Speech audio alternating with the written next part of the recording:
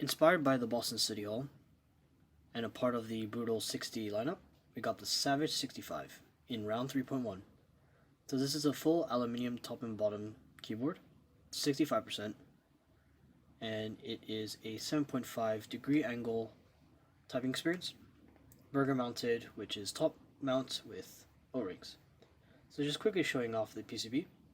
This is the front portion of it with the Cannonkey logos and also the Savage title to it.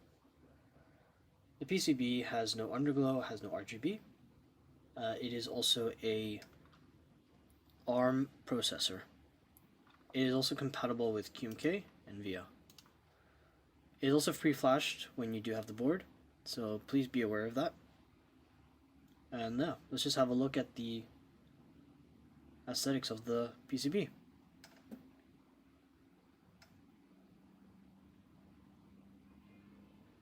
So one of the first things you need to also do is also brick the PCB top and bottom parts. So it'll be a filament inside the case.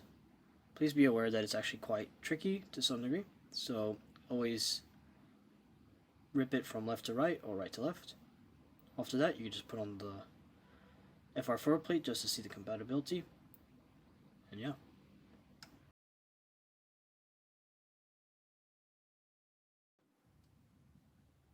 I'm using the KBD 67 Mark II R2 as the PCB for this build. I want to underglow, and also I had a minor issue with flashing the Savage PCB. So just to also be aware that the compatibility is really important when it comes to these as well, so be aware of that.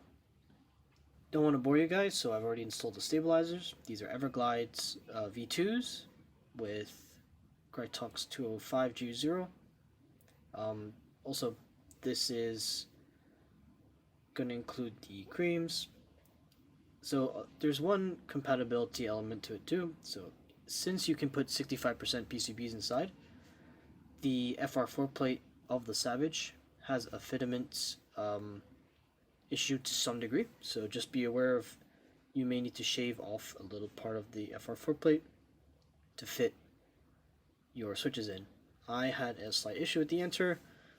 I then shaved off the top part of it, and it was perfectly fine after. So yeah, it's pretty compatible with most 65%, so it is a really good FR4 plate, to be honest.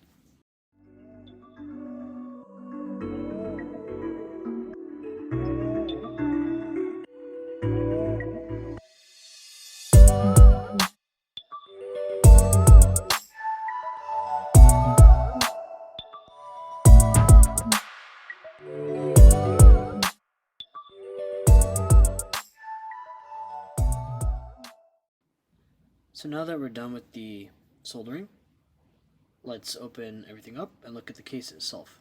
So the top frame, aluminium of the case, is a gray. Zooming out quickly just to show you how it looks. It is perfectly QC'd, it seems, because there's no issues when it comes to anodization or any of the sandblasting or anything that's done. You can have a look at the chamfers of the board itself, and the screw holes are all perfectly applied inside the top case as well. Just having a look around it and just cleaning off any parts. All the filament alignment holes as well are applied. Quick little angle of it too.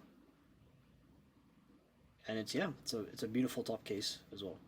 So later on, I'll be applying the screws back in with the O-rings applied. Yeah, just showing you the chamfers too. Now let's look at the bottom part of the case. And the bottom part of the case is also a hefty chunk for aluminium. Mine is also the fingerprints, so sorry about that. Just clean this off. Pretty much everything is fit, perfectly aligned. QCing also right on point, as I expect from Cannonkeys and Upos and their team. Really great. All the filament holes as well, where the top and bottom meet and match. Yeah. Also, the USB cutout, as you can see, is quite hefty, quite large, just based on compatibility. Sorry about the fingerprints, by the way. Let's look at the sides, and also later on we'll look at the entire back piece of it too. So yeah, here we go. We got the bottom and the top pieces. Now, after that, we have to take the PCB, the plate, and everything that's soldered together and apply it to the top part. So let's get to applying the burger mounts.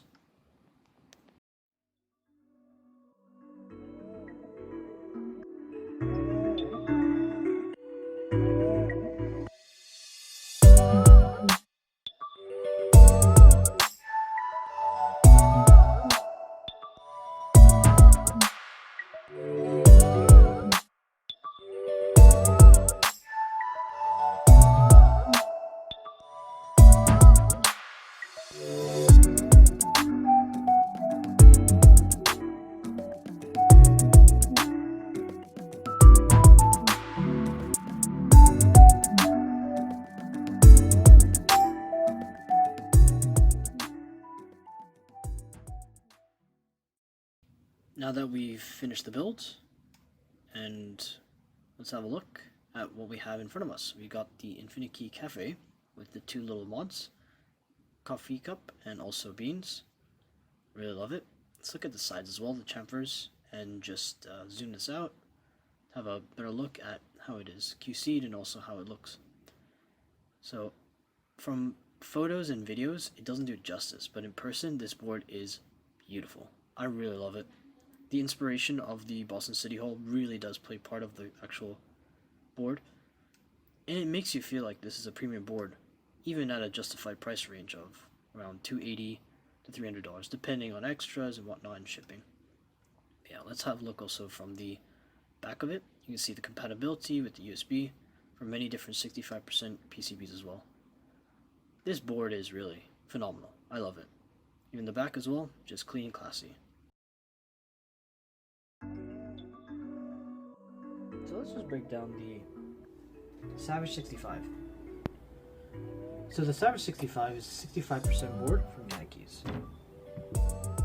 This board is a mid-range, price-pointed 65% with a blocker.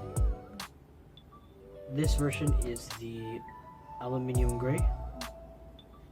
This keyboard doesn't have any weight on the back of it, and it is in the middle range in terms of weight for aluminum. It is a light board considered because there's no brass on it, but it has a good sound to it. So this build is with novel keys creams and an FR4 plate. The PCB in general is the Savage PCB from the Brutal lineup, but unfortunately with my own Savage 65, my PCB came broken to some degree. It was not able to flash, but that doesn't matter. This could be my own error, but from a standpoint of a board, this board is phenomenal. I definitely really love it. I do wish they did revise the screw holes, as it is really small and it's hard to actually screw in everything at first. And also I'd love them to maybe make the hole smaller. It is based on compatibility, so I completely understand the utility of this, but it would be nice if it was just maybe a millimeter smaller, either from top or from the bottom. The actual anodization on the board is flawless almost. This is a B stock, so there is no external issues to it. There are no dings, there are no minor hiccups. It's only internal, where there's a small millimeter to 2 millimeter kind of ding or dent to it. But it's so minor that, considering this is B stock, it's A stock to me. Yeah, from the chamfers, you can see that the machining is actually really well done. And this board is, yeah, it's phenomenal for the price point. It's in the price range of the KBD 67 lineup from KBD fans. from the QC point of view as well, this board is just, yeah, probably the best bang for your buck still to this day in terms of mid-range 65% keyboard.